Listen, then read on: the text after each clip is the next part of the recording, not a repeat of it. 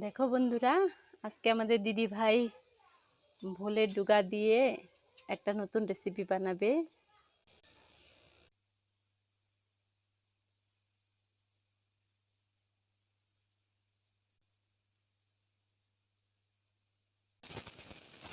এইভাবেই কেটে নিলাম।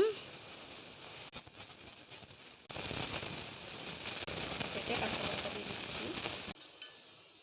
ডালটা সিদ্ধ হয়েছে, এবার ডাঁটাগুলোকে দিয়ে দেব।